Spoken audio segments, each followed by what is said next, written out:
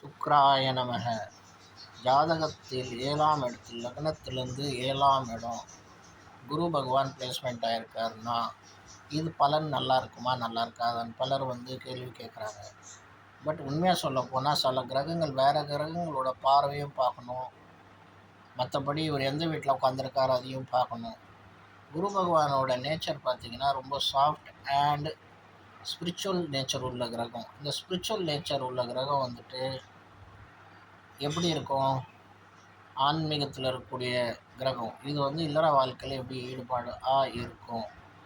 And இல்லற வாழ்க்கைன்றது காமமும் பாசமும் எல்லா விதமான நவரசமும் கலந்தது தான் இல்லறம். இது வெறும் ஸ்பிரிச்சுவாலிட்டிக்கு மட்டும் எடுத்துகிட்டு போகக்கூடிய ஒரு கிரகம். ஸோ இந்த கிரகம் வேறு கிரகங்களோட பார்வையும் வேறு கிரகங்களோட கொலாப்ஸ் என்ன மாதிரி ஆகிருக்கு, என்ன மிக்சர் ஆகிருக்கு, அதை பார்த்து தான் ஆக்சுவலி நம்ம அனலைஸ் பண்ண முடியும். என்ன லக்னம், எந்த ராசியில் இருக்கார், எந்த டிகிரியில் இருக்கார், இதெல்லாம் பார்த்து தான் ஒருத்தரோட கலத்திர காரகன் எப்படி இருப்பார். இல்லை இவர் கலத்திர காரகன் வீட்டில் உட்காந்துட்டாருன்னா அந்த ஜாதகனுக்கு என்ன பலன் கொடுப்பாரு, இது முழுமையாக நம்ம சொல்ல முடியும். உங்கள் ஜாதகத்துலேயும் இந்த மாதிரி பிளேஸ்மெண்ட் ஆகி எப்படி இருக்குது, உங்களுக்கு நல்லா இருக்கா இல்லையான்ட்டு கமெண்ட்ஸில் சொல்லுங்கள். அண்ட் லைக் பண்ணுங்கள், ஷேர் பண்ணுங்கள் ப்ளீஸ்.